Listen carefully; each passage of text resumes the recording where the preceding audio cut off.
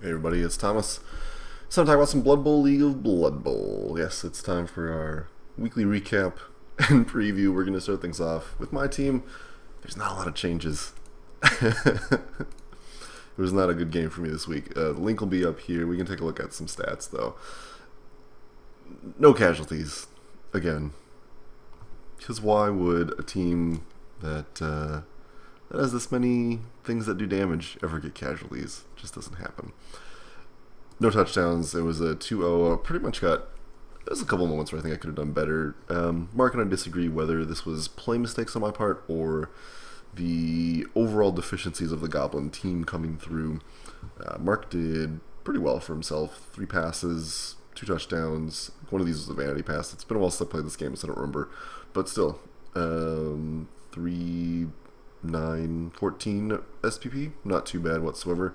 I also got SPP, and a lot of people will get to his game in a little bit. I got 50k, which doesn't mean a whole ton here. Really been debating getting that 4-3 roll. Yeah. I don't think I'm going to. It's just really tempting when you have this much money and there's nothing else to buy, basically. But at any given moment, I could lose like 4 of these players. So we shall see. Yeah, I think I'll be getting sidestep moving forward. I don't need these goblins to get new. I have 1 catch. That's kind of enough. This guy's almost level 3, actually, which is kind of exciting. So, see what happens here. These guys maybe someday will level up. God. Let's take a look at the Mark side of things. He's here. As you can see, lots of changes. Let's take a look at his stuff. 50k, so not too bad. Changes overall, those guys stay the same. This thrower got leveled up and got blocked. This is very good. This will help this thrower just stay up, which is pretty much what you want from your ball carriers. This lineman leveled up and got tackle. We talked about whether he wanted kick or not, and we decided, I mean, I don't think he needs it. We kind of both agreed on that. You got another plus agility on a goblin, which is, you know, a lot of extra TV, but really helpful to have. This really helps him out just in terms of moving the ball around.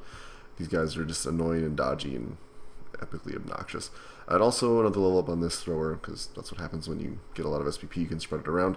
He got block on this, which I think is a pretty good deal overall. 220, and at this point, I don't think he needs to spend anything. Like me, 4-3 roll would be handy, but I don't think it's super needed. And buying another goblin doesn't really add a lot for a team that has otherwise good positional players. So, I mean, I say good. It's relative to goblins at that point. But still, he's doing okay. This lineman will probably level up next game if he does things correctly, which shouldn't be too difficult for Mark. Basically, getting an injury or 1 touchdown on this guy shouldn't be that difficult. This goblin's also within stabbing distance of getting level 2, so always an exciting prospect. These guys being 4 agility, though, definitely opens up a lot. Makes it so he can actually throw with the troll if he needs to, but I don't think Kenny is ever in a situation where he needs to throw and not hit. So there's that. Let's take a look at some of the other games here. Week 8. Skaven versus Elf here. The game will be up here. It's a pretty good game, actually. Bad things happened for the Skaven team, but also very good things happened. Skaven team got a kill and 2 casualties. Also got touchdowns. The Wood Elf team dished out some casualties of their own. Also got some passing in there. It's not too bad. Andrew got a fair amount of SPP here. 4, 7, 9, 14. The Skaven team has the 6, 12, 17. So a little bit less than the Skaven team, but still did well. The Skaven team got 50k, which is pretty good.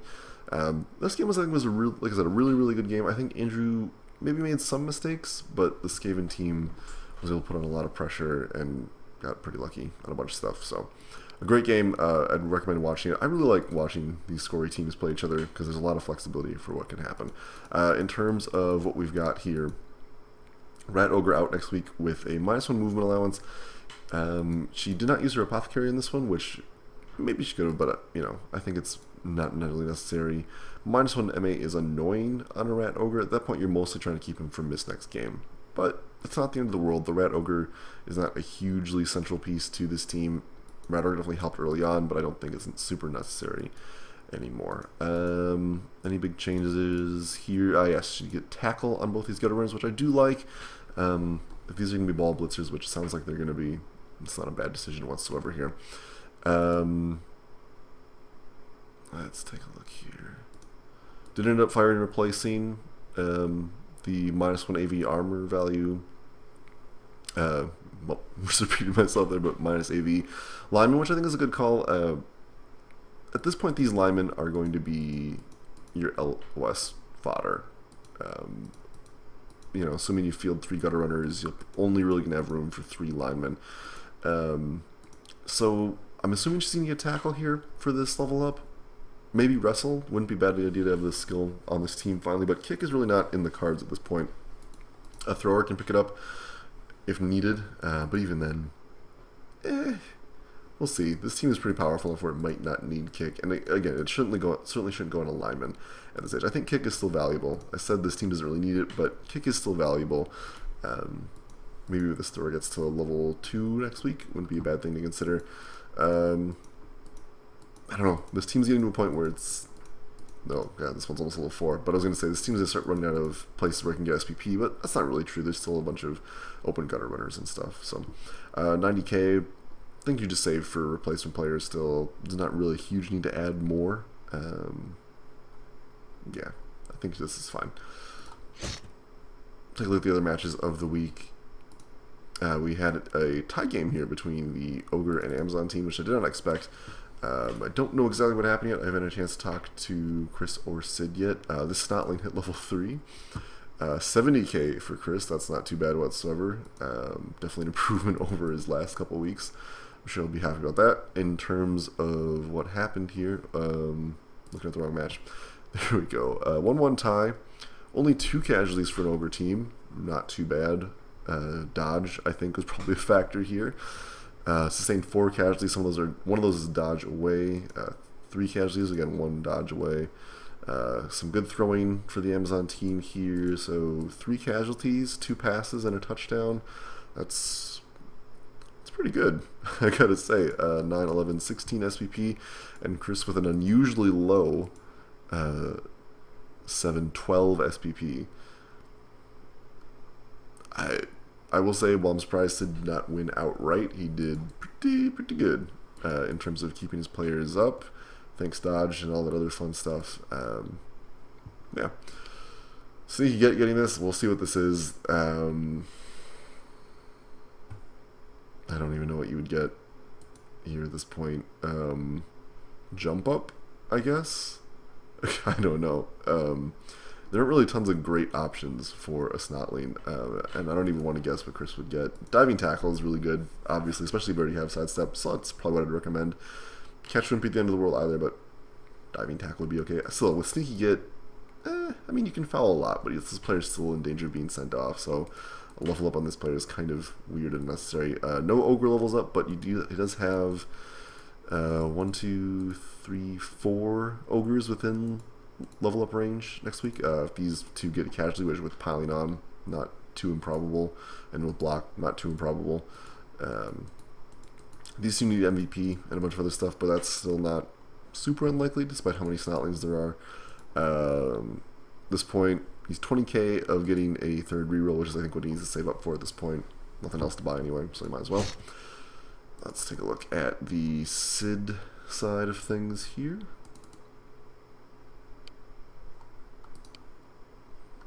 Sid also got 70, so high rolling week for both of them. Not quite sure how that worked. Oh, they must have both had fame, which is a weird thing that I've seen the game do sometimes. I don't know how else he would have gotten 70 since neither of them won. But still, hey, 70 is a great number. Puts him to 90. He has a bunch of level ups to work with here. I think guard or tackle on this blitzer. Guard is so good on Amazon blitzers, I think. Could get mighty blow as well. I think tackle is always a great skill to have in this league. There's so many dodgy players that it's probably worthwhile. I think tackle is probably the most useful skill. It's kind of a choice between, do you want to hit more often, or do you want your hits to be more impactful? Having a Mighty Blow piece would not be bad, certainly. Having another guard piece would also not be bad, though. So we'll see. Line Woman leveling up. This is a niggling injury, so I think Wrestle or Block here is still good. Can certainly get Tackle as well. I do like getting Wrestle and Block on these because it gives them a form of Blodge or Raj, basically. Kick wouldn't be out of the world, but this team doesn't really have the speed to really capitalize on it. Still, they can defend really well, so perhaps Kick wouldn't be out of the place, though. We'll see. Kick is a skill that's really hard to explain why it's good to newer players, so we'll see if Sid ends up taking it or not. It is a fabulous skill, though, and I recommend he takes it. By the way, plenty of options, certainly. 90,000, I do think Sid needs to buy another positional player. A catcher would be what I would lean toward, just because catchers are probably more valuable than throwers at this point, just so you have more pieces that can move the ball around. Receivers, all that fun stuff. We'll see. He's got a lot of choices. He could certainly stick with this TV, but I don't think it's necessary. This team is going to need players just to keep them up. Yeah, even against the Ogre team, he stayed up, but he hasn't run into a tackle team yet. So I think having an extra catcher would be good. Just diversify, have an extra body. You got the money. You're not going to buy anything else. Just do it. Let's take a look here at last match. This was the... I think I mentioned this last week, but this is going to be for the cast team since they dropped out. We're going to be doing, if you tie, you get a win. If you win, you get a tie. So everybody gets almost 4 points. Chris ends up getting 3 because he lost fair and square, which seems reasonable to me anyway. Take a look at what happened with that. He got a level up on this goblin and got shadowing, which he also got 2 rerolls, which is fun. Let's see how much money you walked away with. Not that it matters too much for the goblin team. 60, good deal. So shadowing is a doubles roll. I don't like it because it's a doubles roll on your first skill. I think Wrestle, like I got, is probably a better option. Dirty Player to make fouling even better. I feel like there's a lot of better choices than Shadowing. Shadowing's a great skill. Don't get me wrong. Being able to follow players around is really good, but you're basically, with 6 movement allowance, you're basically saying, against most of the teams in this league, roll a 7. Or actually, I guess let's roll an 8. Roll an 8, which isn't that hard. So he's not going to follow that often. So I don't know. I think this could have been a better choice, especially on a double skill. But hey, who knows? Shadowing plus diving tackle is a really good skill combination. So I can definitely see it being effective. If Goblin gets to level 3, which isn't improbable, as you can see. Yeah, got a lot of options. Plus agility and sidestep is so good on this Goblin. God. I don't know if I mentioned this if we saw this last week, but yeah, he got a +1 agility in this Goblin, which is so good. Opens up a ton of options. Having sidestep too, yeah. Evan's getting lots of nice stuff here. He did keep the troll, which I think is good. He got stand firm, which is awesome. Let's shut this down here. So what we're going to do now is kind of an extended preview. I meant to do this last week. I meant to do the big halftime super blowout, but with all the Chaos Team shenanigans, I didn't really have the energy to put this together. So what we're talking about is what we think is going to happen, not only for this week here, which is what we normally do, we're going to have to talk about the rest of the season, because we're getting to the point now where the playoffs are starting to get locked. As you can see, at the end of this week, teams are starting to kind of break away from the scrim in the middle here. Mark with his win against me, and Skaven continues to be on top. That's not a big surprise. But Andrew losing actually puts him in a greater amount of danger. Still, his schedule makes his playoff chances pretty good. So what we're going to do, I think, is we're going to go through kind of team by team and who I think is going to end up through the playoffs. We'll do this based on calendar as well. So we'll just kind of go into the calendar here. We can take a look. Actually, let's do this a different way. Let's go into the team, because we can actually look at their calendar. It'll make it a little easier to point out. So week 9, Goblin team. I think this is a pretty easy win for the Skaven team. The fact that they're missing a player kind of hurts, but the Skaven team can just score so well. I think the Skaven team should be able to have this. And that's actually kind of the story for the rest of the league. I think Skaven should beat an Ogre team, no problem. I think she's going to beat me again, no problem. Another Goblin team, I think that's another victory.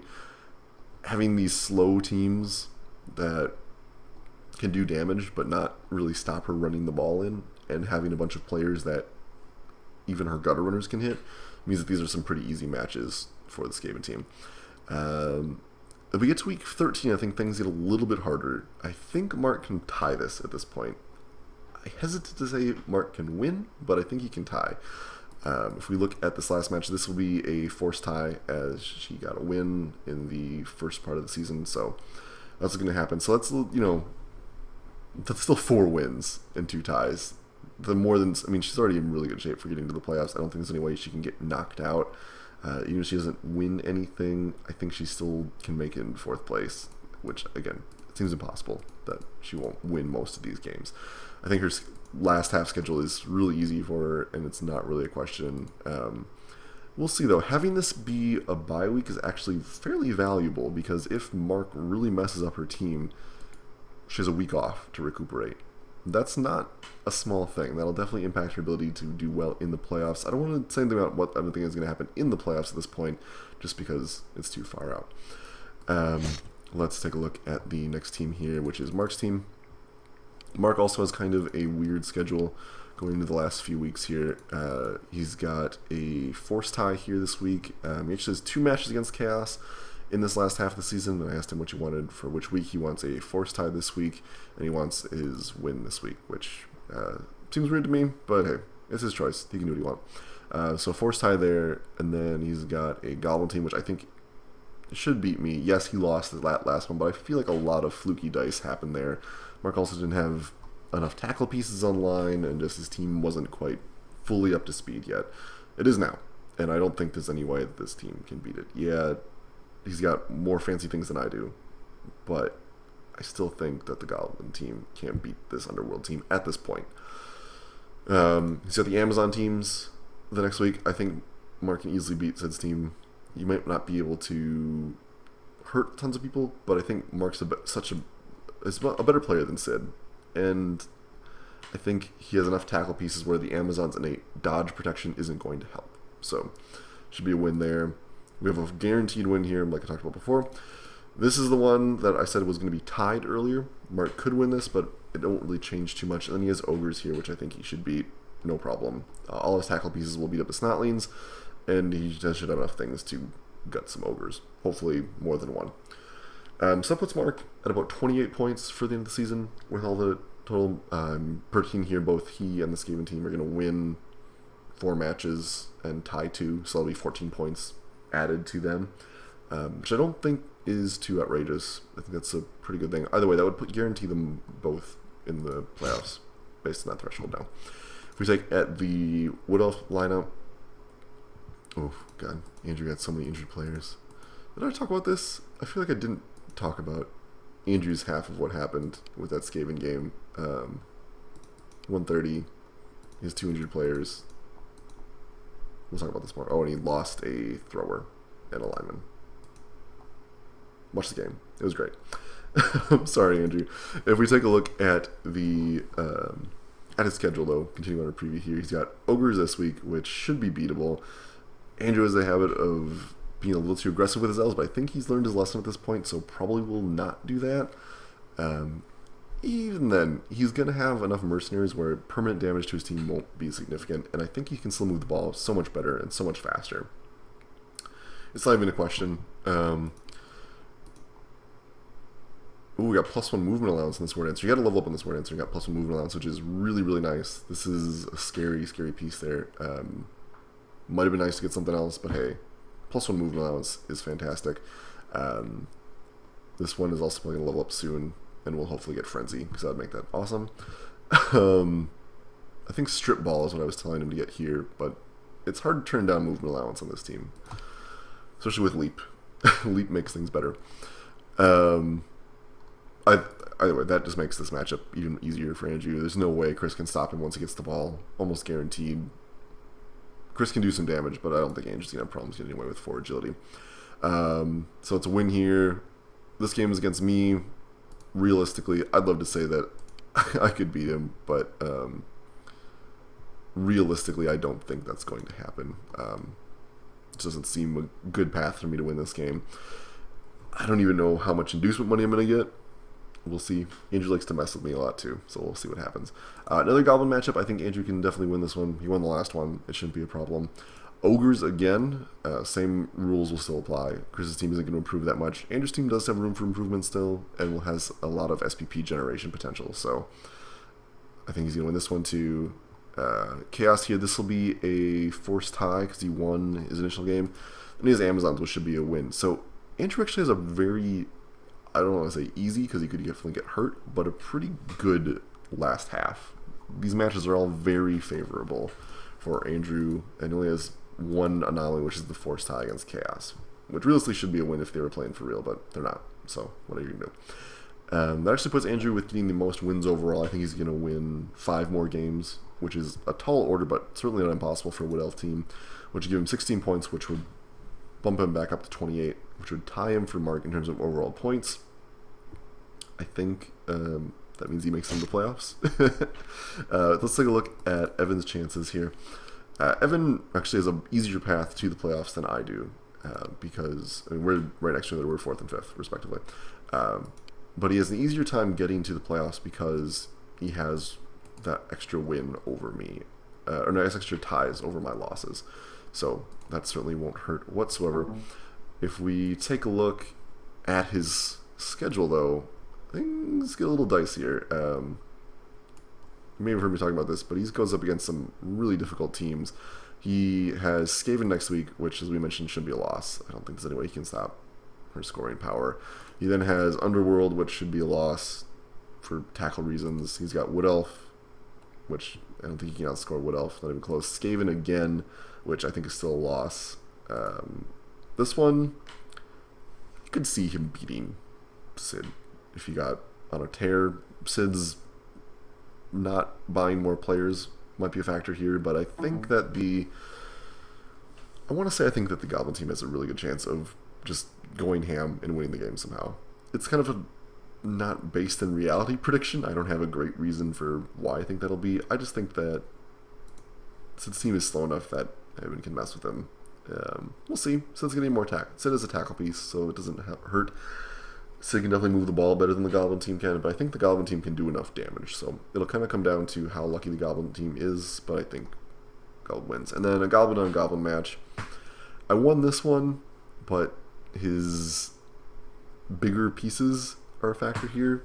But he's got a troll as -1 strength, so it's kind of mixed bag. I technically have more raw strength on the field than he does at any given point. So we'll see. He's having a slightly better season than I am already, though. I want to say that we'll just tie this game. That's kind of my overall prediction. I could be wrong. Certainly, I could be very, very wrong. But I think a tie makes the most sense overall.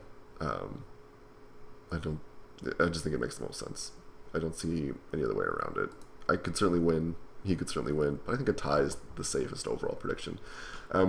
So because he has such a difficult second half, it's the inverse of the Wood Elf problem. Because he has such a difficult second half of the season, I feel like he is not going to do very well. With the predictions I gave, winning against the Amazons and tying against me, that give him 4 points for the league, which would put him to 14, which would still keep him in based on the math so far, but we'll look at 4 teams. So let's look at me here. Like I mentioned, I only have 8 points right now, and those losses are going to hurt, especially because it's hard to recover from that many losses. And my calendar doesn't look that great either. I've got Amazons next week, which I feel like I can beat this team right now, where I am. I'm a better player than Sid, sorry Sid, and I've got enough things to mess with his ball moving ability, and I've got big guys that hurt him.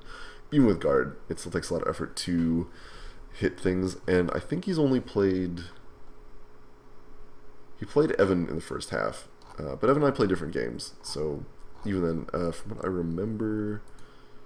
Let's see here. I'm trying to find their match.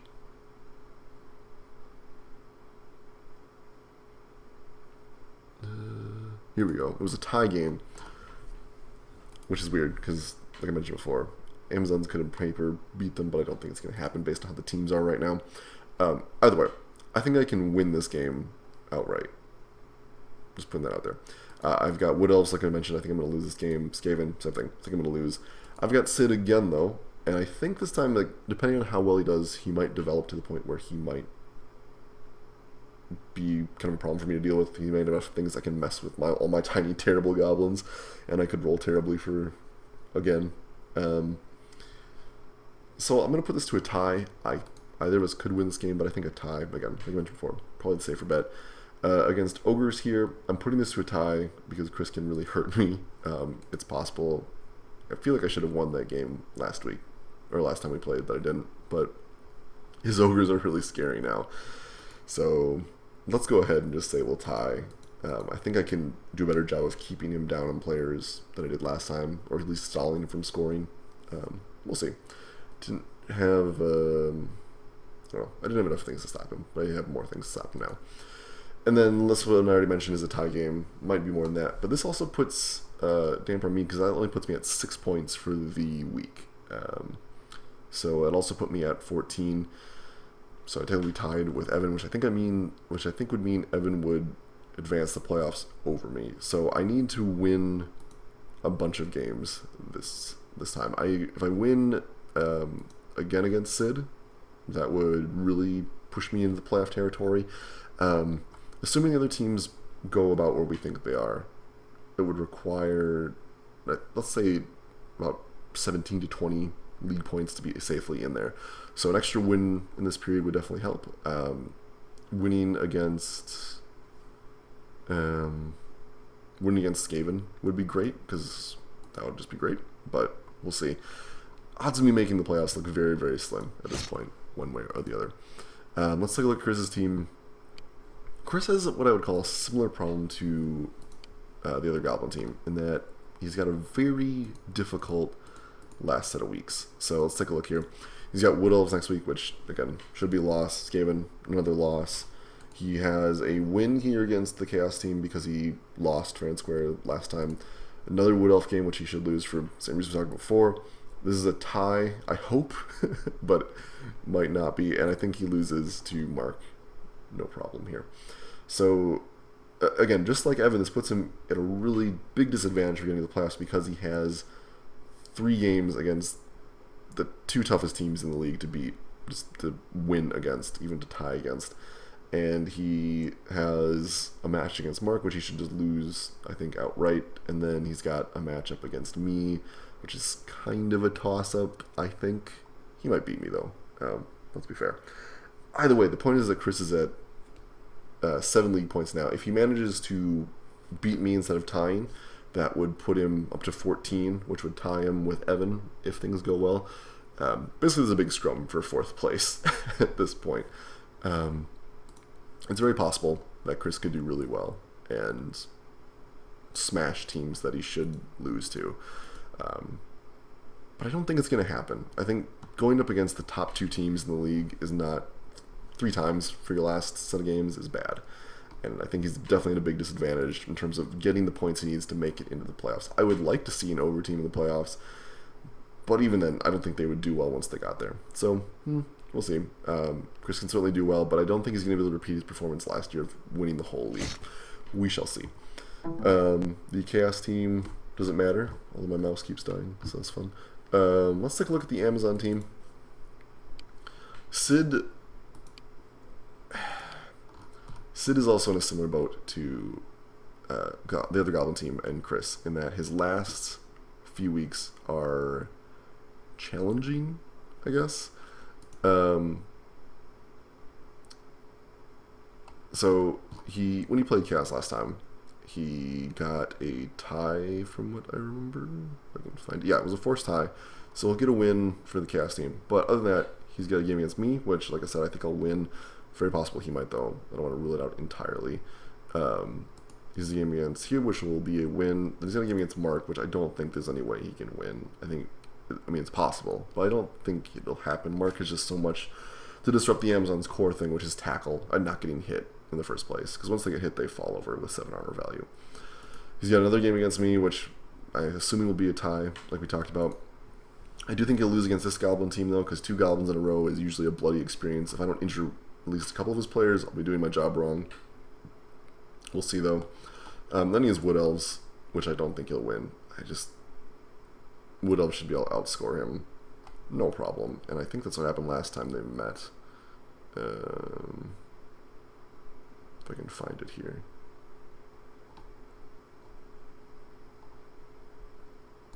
Yeah, Andrew beat him 2-0. So yeah, Sid has the same problem that Chris does and the other Goblin team does, in that his team has got a pretty good chance overall, but the teams he has to play make that difficult. That said, 3 Goblin teams, maybe he does okay. We'll see. Going against Goblin teams can be a big feast or famine sort of thing. He certainly could do well, but we'll see. Now, I didn't play Chris again is actually probably a bit of a blessing, because Chris messed him up big time the last couple times they phased off. But still, Sid's big disadvantage is he's starting off with so few points. Those early losses really hurt a lot, and he is working with 4 league points right now because he hasn't won a game yet. There's just not a lot he can do. He basically has to win out all of these games to have a chance. He has to pull the Wood Elf performance, essentially, to do that. Even assuming he loses to the Wood Elf team, he'd have to win all the Goblin games and against Mark. So if he does that, then he's actually got a shot, because then it's additional. So assuming the prediction he has 4, if he wins 1, 2, 3 other games, that would give him 8 more points. So that would put him to 16, which, like we talked about before, is probably the comfortable range to make it into the playoffs. So I don't want to say it's impossible. Sid could definitely go on a tear and do really, really well. But I think he's still working out the kinks in his team. He's playing better and better every week, but I don't think he's quite there yet to be a big threat to, or really have a good grip to deal with the Goblin teams effectively.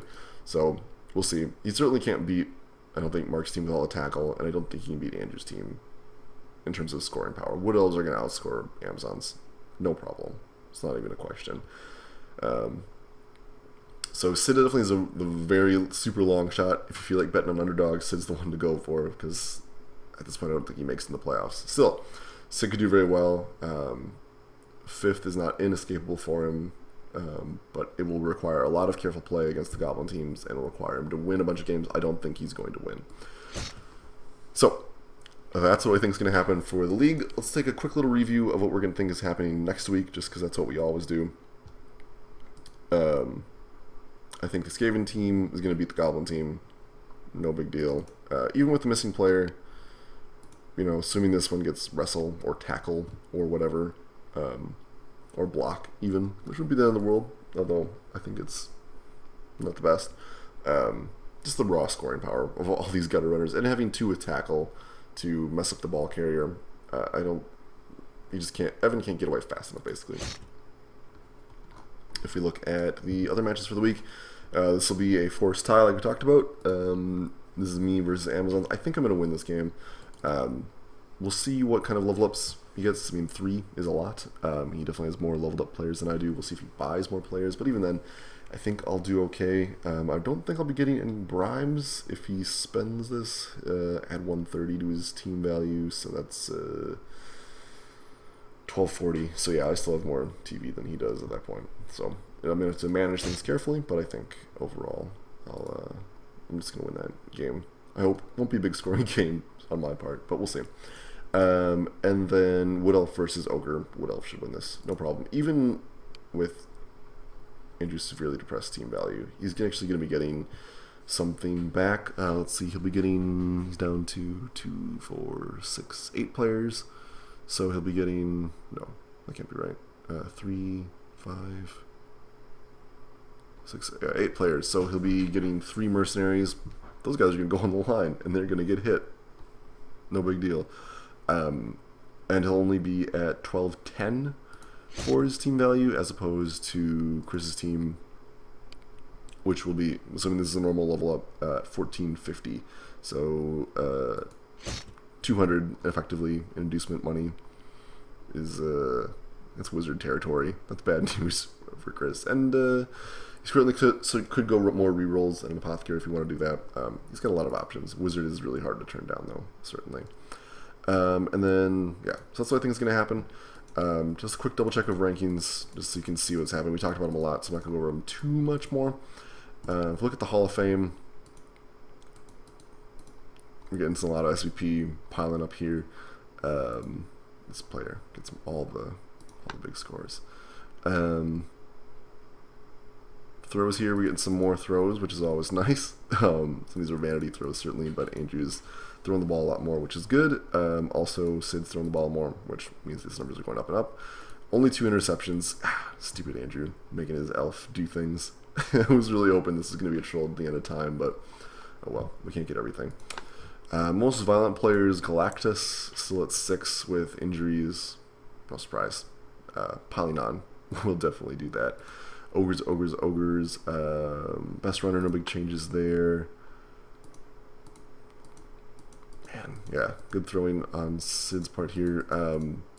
Still, not a lot can compete with the elf throwing. Not a big surprise there. Survivors will mean nothing forever because the league's just not long enough. And to get some more murder here, getting the Skaven team on the board here, but yeah, not a lot of big changes here whatsoever. I'm still crushing it. 3 players on the best. Go Little Goblins. Best receiver. It's kind of weird that the Skaven team only has 1 thing, but she doesn't really throw the ball, which makes sense. And yeah, handoffs, all that fun stuff. So, I hope you enjoyed this extra long kind of preview of what's going to happen, both in this season and the next. Playoffs, like I said, this is pretty much what we're looking at for the top 3. I think guaranteed. It would have to take a big slide on Andrew's part to really make it out. I think Mark certainly could get pummeled, but his schedule is pretty favorable, I think, for what he's got going on. You know, Goblins, Skaven, Goblins, another Skaven game, Amazons, and Ogre. Those are pretty favorable matches for him for the most part. So I don't see that making out. Andrew, same thing. He's got huge favorable matches going into the rest of the season. He's running. So it's basically a big scrim here for 4th place, with Sid having to scrap the hardest. He definitely could beat the other 3 teams here, myself included. Like I said, I think Phantom Commander has the easiest path to the playoffs of all other teams. I can make it, but I'm not expecting to. It's going to take a lot of work on my part. I probably have to win 1 more game than I think I can win. We'll see, though. Maybe I can really crush Sid. That's all possible. Sid could really make me sad. So we'll see what happens. Yeah, should be exciting. Playoffs should be interesting. I'm going to see what we can do. I might end up casting them. It'll require some coordination with the other members of the league, which shouldn't be too that bad. Before you know it, though, we'll be looking at Season 3. So should be fun. Thanks for watching, everybody. I'll talk to you later.